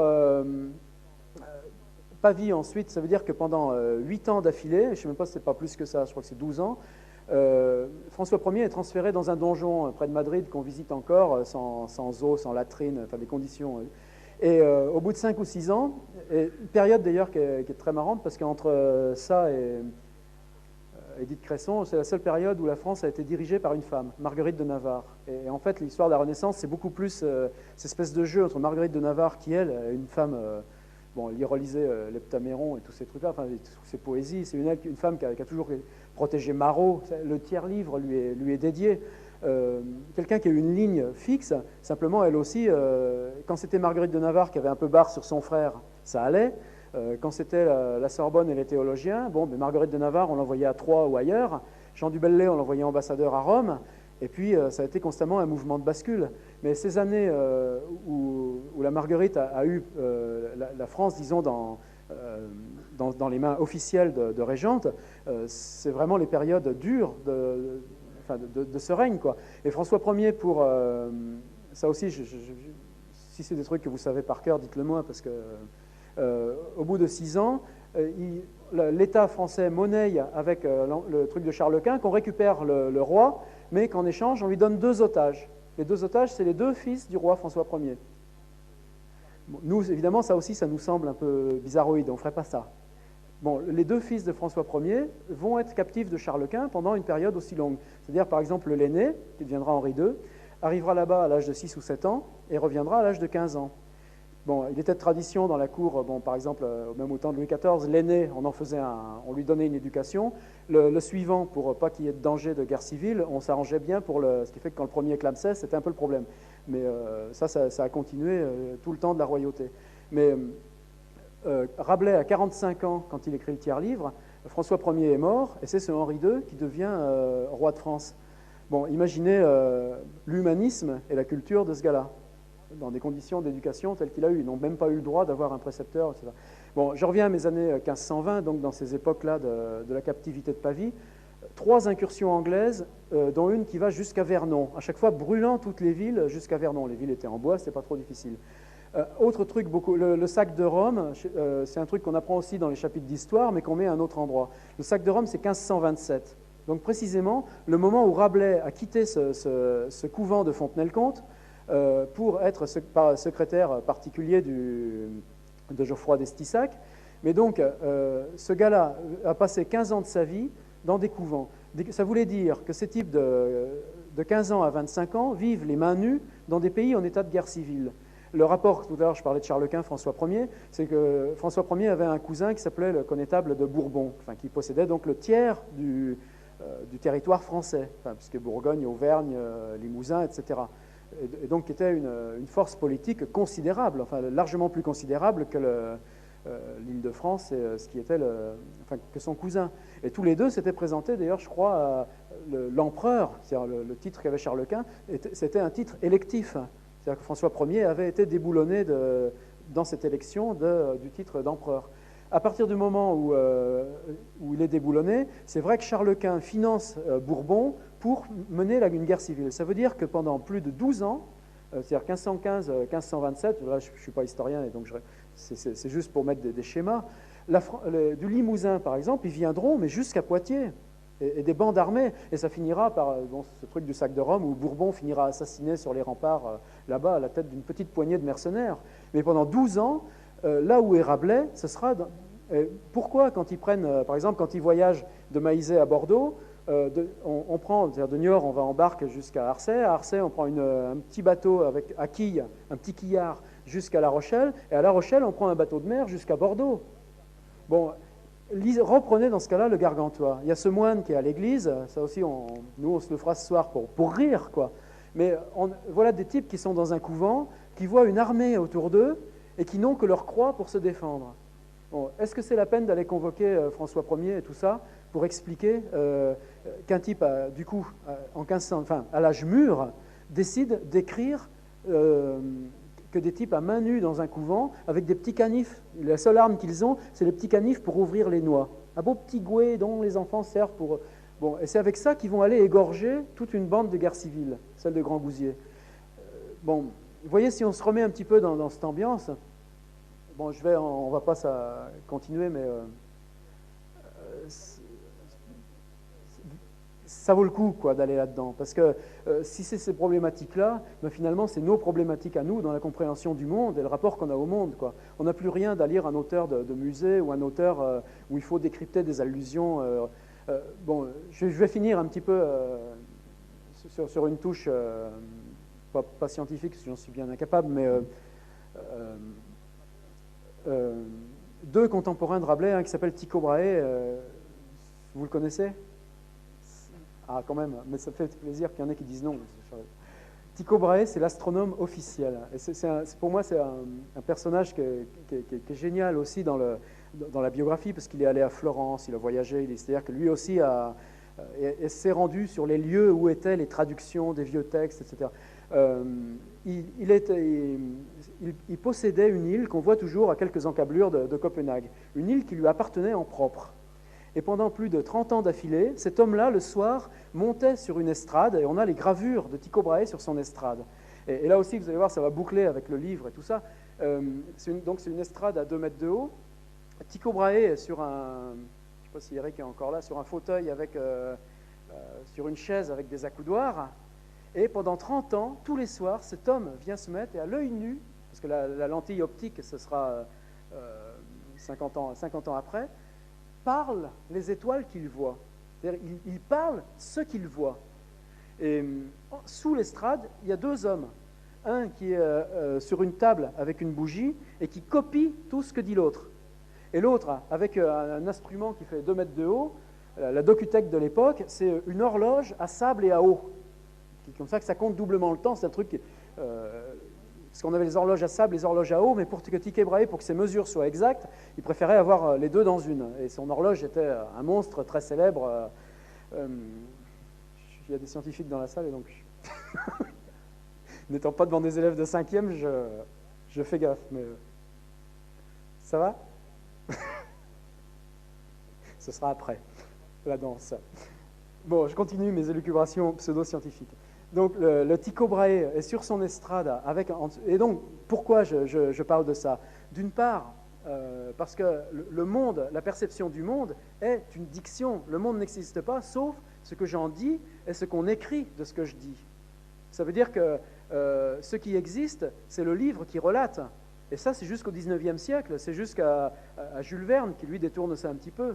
Mais nous, on a perdu ce rapport-là. Nous, la connaissance, pour nous, on lui met d'abord, on est capable de faire le mouvement abstrait, d'aller la considérer comme objective par des simples représentations de symboles, voire même des simples représentations discursives. Or, là encore, c'est des domaines où je ne suis pas du tout dans mes... Je comprends bien que tu as la bouche comme ça. Ce n'est pas du tout mes domaines de prédilection. Non, mais puis c'est vrai que c'est passionnant d'aller lire les Stengers et autres là-dessus, mais en même temps, je pense que justement, pour nous, c'est fondamental. Moi, ça me fait rien d'être ignorant, et je sais que si j'ai accès à des livres comme celui de James Gleick, Théorie du chaos, etc., j'ai accès à des livres de journalistes qui me parlent très bien de la pensée non linéaire, des fractales et de tous ces trucs-là. Et justement, c'est très frustrant pour nous d'être séparés de cette perception globale du monde, alors que si on pense à comment, par exemple, que Kant a commencé par des livres d'astronomie, que le premier livre d'Hegel a été une thèse sur les orbites des planètes, si je ne me trompe pas. Et ce savoir-là s'est prolongé jusqu'au XIXe siècle, et c'est là que cette espèce de parcellisation est intervenue. Et là aussi, le projet Verdier, c'est vrai que c'est quelque chose qu'on partage de cœur, que cette espèce dans ce qu'on peut échanger là. Bon, les hommes de cette époque-là ne faisaient pas cette différence, justement parce que tout ce qui était... on n'avait rien d'autre que le langage, donc le prononcé, pour ramener à des ensembles d'interprétations ou de représentations. Vous pouvez voir devant soi, c'est-à-dire que vous savez qu'au XIVe, par exemple, c'est-à-dire très peu de temps encore avant, il y avait des grandes théories pour savoir est-ce que le ciel, c'est une grande coupole avec des petits trous dedans et une lumière de l'autre côté? Est-ce que c'est une coupole avec des fils où sont suspendus des trucs? D'autres théories, par exemple, qui disaient quand on allume un feu, la lumière monte, le feu monte. Donc si le feu monte, il faut bien qu'il aille se déposer quelque part. Donc s'il y a de plus en plus d'étoiles, c'est normal puisqu'on allume de plus en plus de feux. Bon, il y avait ces théories-là et on ne savait pas. Il y a des livres entiers pour régler ces questions-là. Tycho Brahe, le monde tourne autour de lui. Et donc, je vous répète, c'est ça qui est fascinant, c'est que ce que Tycho Brahe ne donne pas un système scientifique, il donne un récit. Un autre récit, bon, en plus moi j'ai fait les deux trucs, je me rappelle à 4 heures d'avion à Hélice il y a 2 ans, d'arriver à Varsovie et ensuite à Wrocław, où on montre encore justement l'observatoire de ce Copernicus. Et Copernic, lui, à l'époque, ne publiait pas ses travaux. C'est ses étudiants qui, en Italie, ont publié des opuscules disant notre professeur, donc des étudiants polonais, racontant notre maître Copernic nous présentait un récit fictif, les mots récit fictif sont bien là, qui permettait de rendre compte plus exactement de la position des astres pour les navigateurs de retour des Indes. Voilà, ça c'est la phrase à peu près telle quelle. C'est-à-dire utilité, mais utilité par le récit et invention. Le système de Copernic, vous le connaissez, on imagine que le Soleil est fixe et qu'on fait tourner la Terre autour avec la Lune qui tourne autour de la Terre. Bon, Copernic, lui, n'a pas publié lui-même ces trucs. Bon, les travaux de Tycho Brahe, c'est avec le monde comme ça, et ces calculs sont restés plus exacts que ceux de Copernic plus de 80 ans après, c'est-à-dire jusqu'à Kepler. qui vous imagine bien aussi, quand Rabelais se met à parler des étoiles, quand ils se lancent comme ça en bateau sur la mer et qui s'en vont à la fin du quart-livre jusqu'à l'océan Arctique et qui vont jusqu'à cet endroit où... alors l'histoire, celle-ci aussi, ce soir, j'aimerais bien qu'on la lise. On appelle ça les paroles gelées. En fait, le titre de Rabelais, c'est les paroles dégelées. On arrive à un endroit où il fait tellement froid qu'on prend par terre des poignées de dragées, et ces dragées sont de diverses couleurs. Et ça, l'irruption de la prose, de la couleur dans la prose aussi, si vous pensez à 200 ans après le livre de Goethe sur la lumière, etc. Et on réchauffe ces petites dragées dans la main et elles éclatent en faisant des mots prononçables. Donc on arrive à un endroit où on n'a plus besoin de dire le monde comme Tycho Brahe ou comme ce qu'on entend parler de ce Polonais qui dit que, fictivement, mais alors qu'est-ce qui se passe si on va en Chine, on a la tête en bas et le monde c'est grand, c'est plus grand. Bon. Et tout d'un coup, on arrive à un endroit où le monde nous donne lui-même, parce qu'on n'est jamais allé à ces endroits-là, des mots qui se disent de par le monde même. C'est-à-dire qu'on n'a plus besoin de prononcer ce qu'on voit, mais et vous verrez l'histoire des paroles gelées, c'est fantastique dans Rabelais, c'est que quand il les... c'est incompréhensible. Bon, c'est cette complexité-là qui, pour moi, est là un monde réellement fantastique. Et l'œuvre de Rabelais s'arrête là. Et tout le temps, en même temps, on dit Rabelais, c'est difficile. Je ferme toutes mes boîtes, ne vous inquiétez pas, il n'y en a plus beaucoup. Je parlais, par exemple, de l'horloge de Tycho Brahe et Copernic. Quand on voyageait à cette époque-là, par exemple, pour aller de Paris à Tours, il fallait 3 jours. Comme on ne voulait pas perdre de temps sur une distance comme ça, nous, on l'a fait en 57 minutes pétantes en je veux. Qu'est-ce qu'on faisait pour se lever de bonne heure? On emmenait le coq avec soi. C'était bien comme ça qu'on arrivait chez les copains, on avait la bouffe toute prête. Mais c'est quelque chose qui est marrant d'ailleurs, parce que dans la tradition gitane, le coq, ceux qu'on a à la paillade, il y a encore des coqs, quoi. Même dans ceux qui ont la caravane en bas du HLM, il y a toujours le coq. Je pense que c'est lié à ce rapport au temps. Là, on avait Al-Husseini à l'atelier d'écriture. Lui a découvert le temps en arrivant il y a 2 ans en France, quoi. Bon, à l'époque, qu'est-ce que c'est le temps? Alors, on brûlait des hommes pour pas grand-chose. Vous savez, la Bible dit que dans la Genèse, il y a le récit de la semaine de la création, et ensuite on enchaîne la chronologie des rois, avec les chroniques, le livre des chroniques, le livre des rois, etc. Et donc, on remonte à la fondation du monde. Les théologiens, je vais m'arrêter là de toute façon, les théologiens ont glosé là-dessus des tas et tas. La fondation du monde remonte à 4004 ans. Bon, et ceux qui disaient le contraire, il n'y a pas de problème, on les crame, quoi. On ne peut pas faire remonter le temps au-delà de 4004 ans. Eh bien, dans le quart-livre, on arrive sur une île qui est hors du monde. C'est l'île avec un nom inventé. Et dans cette île, on trouve, c'est l'île des Macréons, qui veut dire l'île des hommes vieux. Et on va dans une forêt. Cette forêt, c'est des arbres tellement grands et au-delà, on trouve des ruines. Et ces ruines elles-mêmes, on ne comprend pas parce que c'est des écritures incompréhensibles. Donc, c'est des écritures qui, dans les épitaphes et les signes, donc des écritures qui rendent compte de morts, donc de temps qui précédaient. Et il y a les monuments celtiques, il y a les obélisques égyptiennes. On remonte physiquement, matériellement, par des objets décrits dans un monde fictif, dans le temps provisoire de 5 pages, dans un endroit où le temps fixe de ces 4004 ans théologiques n'est plus compatible avec la traversée du récit qu'on fait. Bon, ben ça, vous n'aurez pas ça dans la Lagarde des Michards.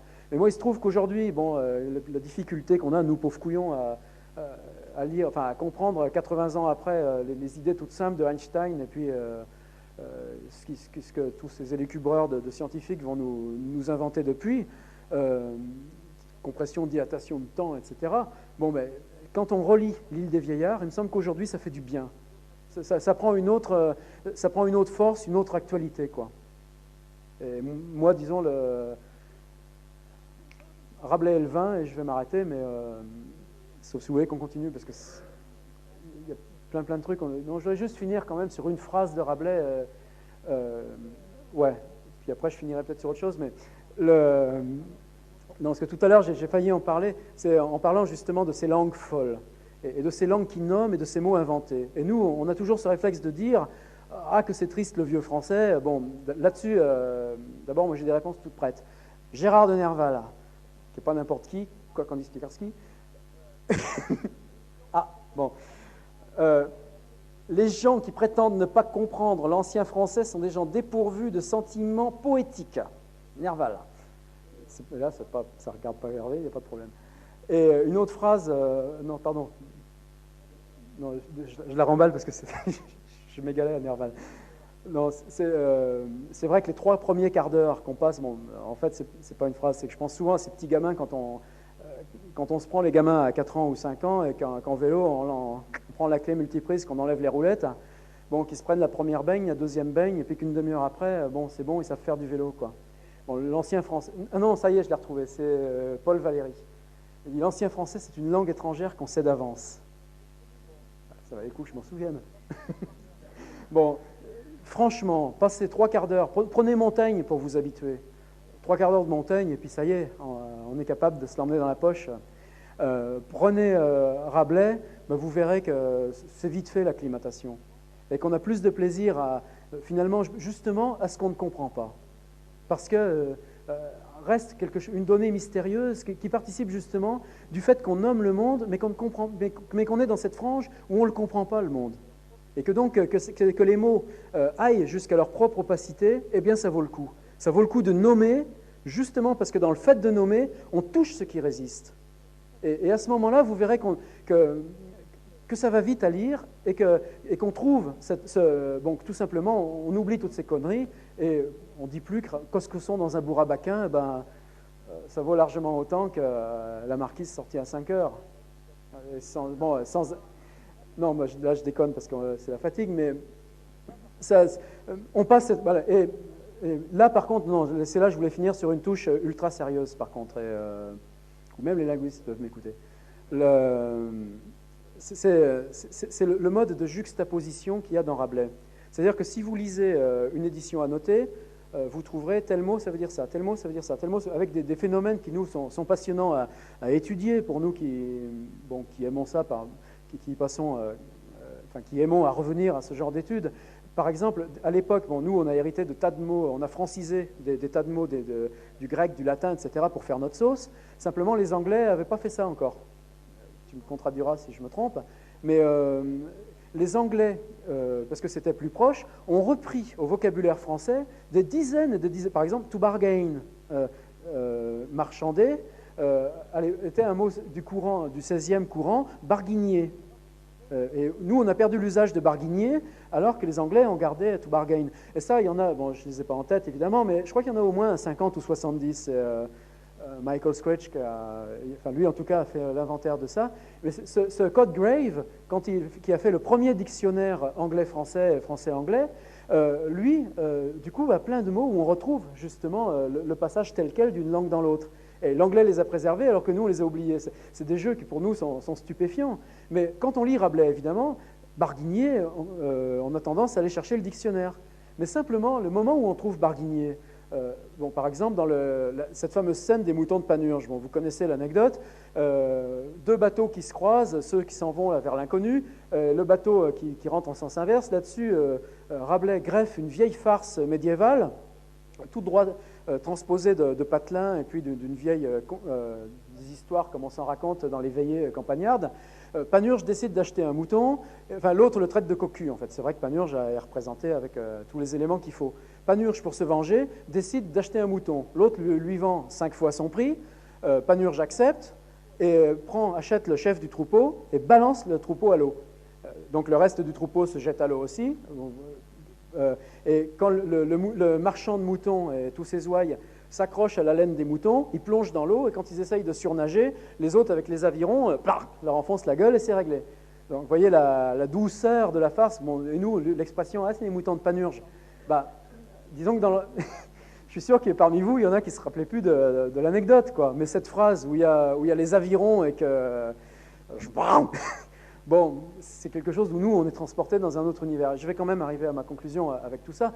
Mais là, le mot barguigner, dans le marchandage de ce marchand et de Panurge, mais évidemment qu'on le comprend. On ne se pose pas la question, ils sont en train de discuter sur le prix d'un mouton. Donc quand le mot barguigner arrive, je prends celui-là, mais il en faudrait bien d'autres, l'art de Rabelais, pour moi, et c'est là aussi où je pense que ce n'est pas de l'art innocent, c'est une espèce de mise en situation narrative, où justement les figures de la farce sont toujours ébauchées à grandes lignes. Parce que celui qui mange son pain à la fumée du rôti, etc., et toute la figure de l'étudiant limousin, bon, elles sont tellement identifiables comme farce. En plus, à l'époque, ils les connaissaient tous. La discussion pourquoi les frères avaient la couille si longue, bon, etc., bon, ou celui qui élève sa soutane, etc., à l'époque, ils les connaissaient, ces bonnes blagues. C'est des trucs qui étaient typiques du vocabulaire des soirées franciscaines, etc.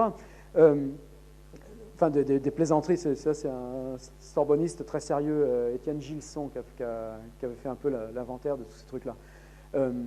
Mais précisément, Rabelais sait qu'il utilise des mots inconnus. Par exemple, s'il utilise le mot architecte, il sait que le mot architecte n'a jamais été figuré en français. Et vous allez voir, je vais y arriver, cette belle phrase que je garde pour ma fin. Donc, quand il use ce mot-là, eh bien, juste avant, on voit les dômes et les coupoles. Et on voit, où on voit les murs et l'équilibre. Et quand il y a la phrase « tant bien architecturé Moustier », eh bien, si on ne comprend pas que le mot « architecturé » va dans cette perspective du monastère qui apparaît par l'harmonie des coupoles et des formes, et pour moi, c'est ça, Rabelais. C'est un art de juxtaposer qui fait que cette opacité du langage va être traitée comme telle. Et c'est ce qui permet, nous, de le lire en se disant que et peut-être là où nous, on lit dans un renversement, mais un renversement qui, lui aussi, est aujourd'hui remis un petit peu en cause. C'est-à-dire que ce soit Balzac ou tout ça, c'est pas du tout négateur, parce que j'ai très grande révérence pour tout ce roman, mais on fabrique du littéraire, on fabrique du sens, la convention de sens, et d'ailleurs Mallarmé serait beaucoup plus pertinent là pour mettre en œuvre cette espèce de théâtre du sens et du nommé. On utilise des valises dont je sais que pour elle et pour moi, je prends exprès elle parce que je sais que ce n'est pas vrai, si on ouvre la valise, à l'intérieur, la chose est la même. La valise, c'est le mot, et à l'intérieur, il y a quelque chose qu'on désigne et qu'on peut partager et qu'on peut arranger, dont on peut faire différents arrangements de phrases, d'ordres, de signifiants pour composer une narration. Et il se trouve que dans Rabelais, ces valises n'étaient pas disponibles. C'est-à-dire que lui avait créé des dissections, mais s'il étudie, s'il fait une phrase avec un bonhomme qu'on transperce, qu'on empale littéralement, ce qui va sortir et ce qui va gicler, les mots que lui connaît ne seront pas les mots qui seront recevables par les autres. Et donc il faut que la farce produise ce truc-là. Et c'est là où je vais arrêter pour vous laisser là-dessus, pour vous dire, parce que ça, pour moi, je pense que dans la mesure où on accepte ça, on peut lire Rabelais couramment, sans note, sans explication. Parce qu'on verra les mots surgir dans un contexte qui les théâtralise. C'est toute l'ambiguïté de cette écriture théâtrale par rapport à la narration, où on doit utiliser des trucs qui vont signifier par un corps que nous, on ne possède pas, et qui fait que ce mot doit garder un espace d'inconnu devant lui, tandis que le roman, il doit le produire avec lui. Et dans cette... moi, quand je vois chez Bernhardt ou Hankel ces registres très fins de glissement entre la phrase théâtrale et la phrase narrative, nous, bon, ça, pour prendre un élément que nous, on connaît encore et qui me pose problème personnellement, mais je pense que si on accepte ce décalage, on peut lire Rabelais gratuitement. Et l'image que je voulais pour finir, c'est justement, elle est typique de ça. Nous, on a gardé le mot cataracte. Vous savez ce que ça veut dire, même à la Grâce, puisqu'il y a les chutes de l'Orbieu. Rabelais n'a pas inventé cataracte, c'est un mot qui lui est postérieur. Lui utilise, j'allais dire catadioptre. Je vais reprendre là mon carré parce que c'est trop beau pour ne pas finir en détail.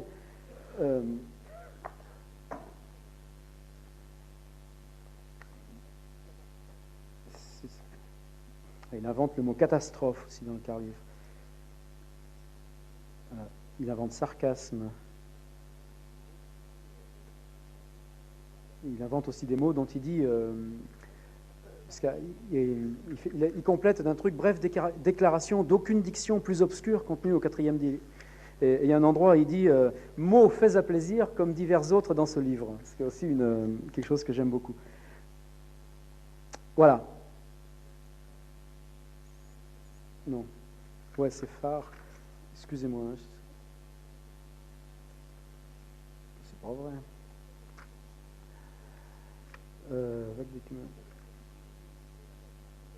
Voilà, Catadupe, et pas cataracte, et pas catadiote.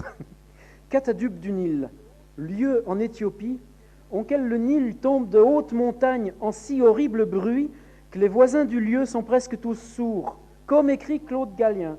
L'évêque de Karamite, celui qui en Rome fut mon précepteur en langue arabique, m'a dit que l'on ouït ce bruit à plus de 3 journées loin, qui est autant que de Paris à Tours, voyez Ptolemy, Cicéron, etc. Qu'est-ce que ça veut dire? Ça veut dire qu'il utilise le mot catadupe, sachant pertinemment que personne ne le comprendra, parce que c'est un mot forgé. Ça veut dire qu'il a positionné ce truc dans le... C'est chapitre 34, si je vous retrouve la phrase où il l'a mis.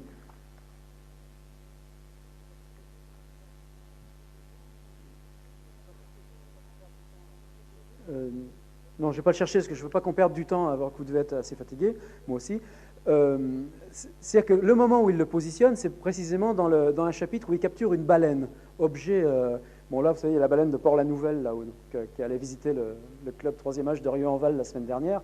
Une baleine qui s'est échouée il y a 10 ans sur la côte de Port-la-Nouvelle, et ils ont découpé tous les os qu'ils ont gardés au formol, et maintenant on l'a fait visiter au club du 3e âge. C'est une grande richesse. Bravo les Corbières, mais le même événement est cité par Rabelais.